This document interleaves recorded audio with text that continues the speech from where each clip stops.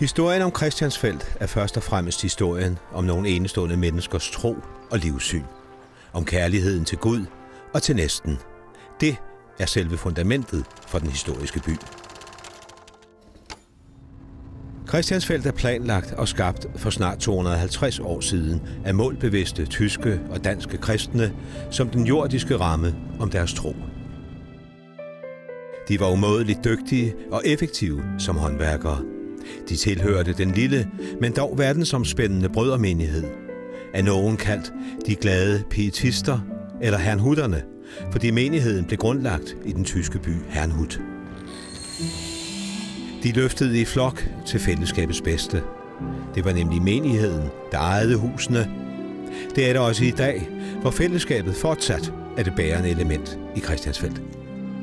Absolut. Meget centralt. Fællesskab, og det er også det, der giver glæde, ikke? Og fællesskab, det er jo flere ting. Det er jo både det, at vi tager hånd om hinanden, ikke? Men også, at vi hjælper hinanden. Ikke økonomisk, det kunne man jo næsten tro, ikke? Men det er ikke på den måde. Men vi hjælper hinanden ved de opgaver, der skal løses, ikke? Christiansfeld er et vindue til fortiden. Byen og brødremenigheden er hinandens forudsætninger. Nu som dengang i 1773, hvor byen blev anlagt på en jomfruelig mark i Tyrstrup.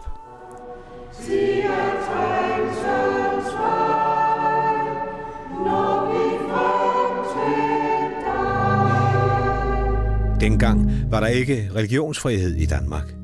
Men kongen, Christian den 7., gav brødremenigheden lov til at virke som en fri menighed med samme bekendelsesgrundlag som folkekirkens.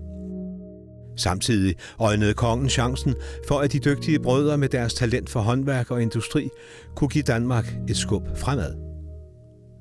I taknemmelighed over for kongen opkaldte menigheden byen Christiansfeld. I dag er Christiansfeld vokset betydeligt. Mod nord, øst og syd er byen omgivet af Tyrstrup. Men den gamle historiske bykerne, som brødremenigheden byggede, står uberørt med den stringente og oprindelige enkle byplan med de lige gader. Det er et af de første eksempler på byplanmæssig helhedstænkning. I dag står husene næsten som dengang de blev bygget. Husene, i alt 44 ejendomme med 108 lejemål, administreres af brødremenighedens ældste råd. En slags menighedsråd, som frem til 1920 også var byråd. Grundstenen til Christiansfelds første hus blev lagt 1. april 1773. Her blev indrettet en lille kirke i den ene ende og bolig i den anden. Samme dag blev der lagt grundstene til de 2 ejendomme her i Lindegade, Præstens hus og menighedsforstanderens hus. Og lidt herfra begyndte opførelsen af brødremenighedens hotel. Gemeinlogi, som det jo hed dengang, det var menighedens gæstehus. For dengang var det sådan, at folk, der ikke var medlem af menigheden, de måtte ikke sove inde i byen. Og derfor ligger det sådan set på kanten af den første bebyggelse.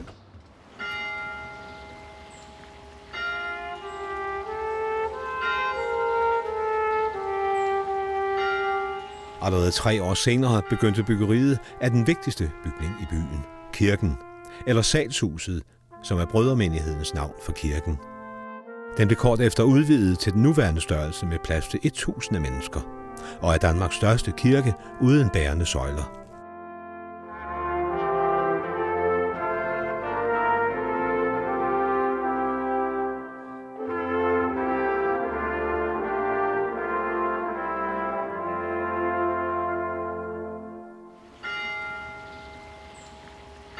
Kirkepladsen med det livgivende vand i fontænen er byens fredfyldte centrum, fuld af symbolik.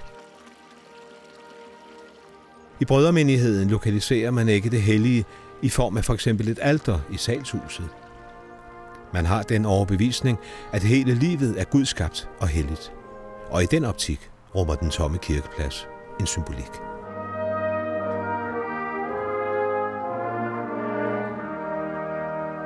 Hvis man så skal sige, hvor er centrum i byen, hvor er det mest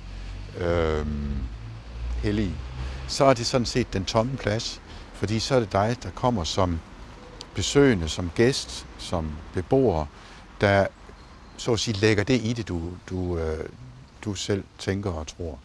Og på den måde så er kirkepladsen måske det vigtigste, eller det er det vigtigste byrum i byen, fordi det er her, man også får indtrykket af den frihed, der er i brødremenigheden, i tænkningen.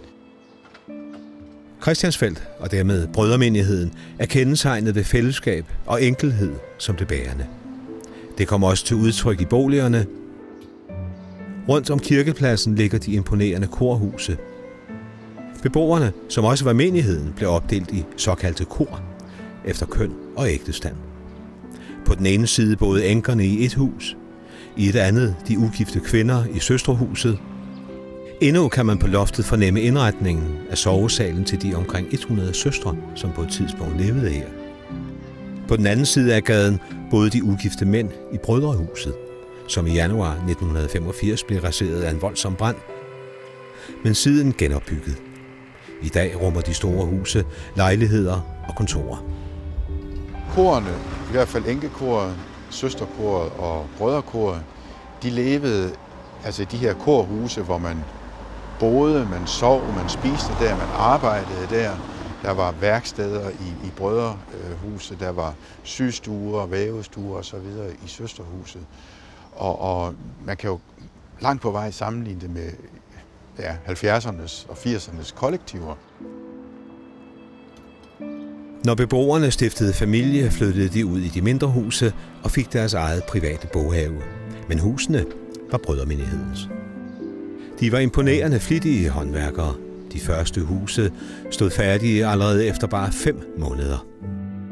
Et kobberstik fra 1780, kun 7 år efter den første grundsten blev lagt, var det meste af den historiske bykerne opført. Lidt hjælp fik brødrene af danske håndværkere, som i tilgift kunne drage nytte af brødrenes erfaringer. Måske blev effektiviteten også næret af en gulerod.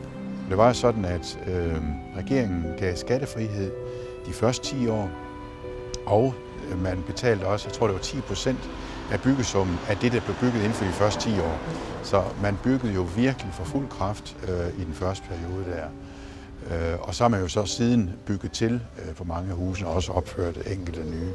En bekostelig affære har det været, men hvor meget byen har kostet at bygge, ved man simpelthen ikke. Det er finansieret dels ved, at brødremenigheden har investeret simpelthen, men i høj grad, altså brødremenigheden fra Herrnhut, men i høj grad ved, at danskere sluttede sig til brødremenigheden, og mange af dem jo kom med som med nogle midler. Plus at man jo efterhånden fik produktion i gang i Christiansfeld. Det var håndværk og forskellige former for produktion. Og dermed fik man også genereret noget kapital, som man så kunne bygge huse for. Christiansfeld blev planlagt og bygget til at være et samfund centreret omkring menigheden. Forbilledet var den tyske menighedsby Herrnhut i Tyskland, som også er forbilledet for de omkring 20 andre fuldt udbyggede menighedsbyer, spredt over Europa, USA og Afrika, med samme byplan og arkitektur. I brødremenigheden og dermed i Christiansfelds historie er personer ikke vigtige. Vi er alle ens for vor Herre. Det er fællesskabet, der tæller. Det karakteristikum for brødremenigheden er, at man bestræber sig på ikke at tænke hierarkisk. Og et eksempel på det er, at man faktisk har svært ved at identificere, hvem var arkitekterne på husene. På de huse, vi har her i Christiansfeld for eksempel. Dem, der skulle godkende tegningerne, det var diakonien i Herrnhut. Det var simpelthen en bestyrelse, et udvalg, som sad i Herrnhut og skulle godkende tegningerne. Derfor ved man heller ikke, hvem der har tegnet og opført de enkelte huse. Men hvem de end var, så var de dygtige, og sammenhængen mellem arkitekturen, husene og troen kan betage også nutidens fagfolk. For sammenhængen er uomtvistelig. Ja, det er jo i hvert fald det, man fornemmer langt inde i sjælen, når man så må sige, når man går i byen, og når man oplever den igennem mange år. Den enkelhed, som man forbinder med Christiansfeld, giver jo et direkte link til pietismens opfattelse af den rene tro, hvor der ikke er en masse flitterstas omkring, men det er ordet alene, det drejer sig om. Her er det bygninger, det er jævne bygninger i en dansk, tillempet dansk stil.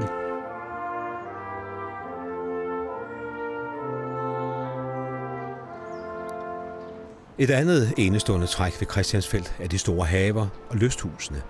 De er planlagt sammen med byen. Man gjorde en dyd af nødvendigheden. De store haver er opdelt, så der var nytte- og urtehave længst væk fra huset, og en blomstrende prydhave nærmest huset. Også dengang et udtryk for fremsynethed. Christiansfeld er jo Danmarks første haveby, som hanhutterne fik lov at bygge her i Danmark. Og den er, selvom den er fra 1772, så er den jo sådan set en meget fremsynet by, fordi den har det grønne og haverne som grundelement i byen. Blot det, at Kirketorvet er et grønt torv, som er byens centrum, er noget helt anderledes end i andre byer, hvor det enten er kongen eller Gud, der er centrum, altså slottet eller kirken. Her der er det grønne, der er centrum. Det er noget, vor tids landskabsarkitekter tager til sig. Som landskabsarkitekt, der fortæller Christiansfeld, at det er sådan, vi skal gøre i fremtiden. Altså Christiansfeld er fremtidens by.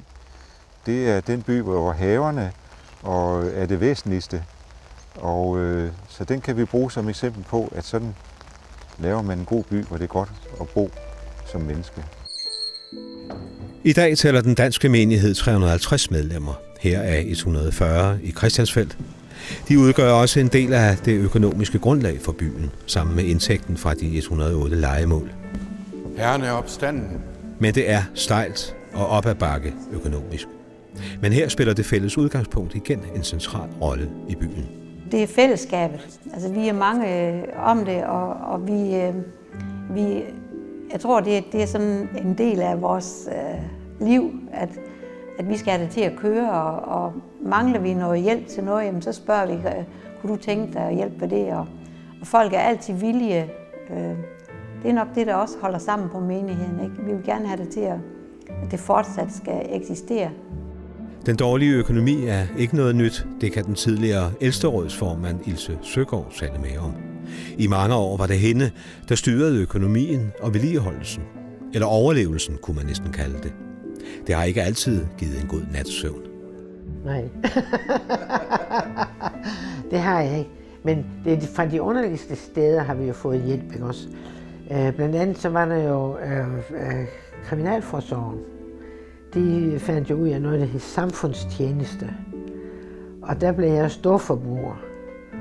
Og ved det, at jeg havde så meget forskellige jobs at kunne tilbyde, så kunne jeg også blive forsynet med ret mange hjælpere der. I dag er størstedelen af den historiske bykerne fredet. Det betyder også restriktioner og strenge krav, når boligerne skal vedligeholdes. Men når alt kommer til alt, handler det kun om penge. Det er i krisetider, vi har det bedst, fordi der skal vi hjælpe hinanden. Og det er ligesom, det mangler lidt i de meget rige samfund, at man kommer hinanden ved. Det sker aldrig i Christiansfeld, vi bliver aldrig rige. Fordi vi har også medfølelse for dem, der ikke kan betale deres husleje. Et eller andet sted kan vi jo ikke bare som en bolighaj smide nogen ud, fordi de ikke betaler husleje. Måske kunne det også kaldes næstekærlighed, som er så udpræget i Christiansfeld. Nu, som dengang de første brødre og søstre, slog sig ned på Tyrstrupgårds langager.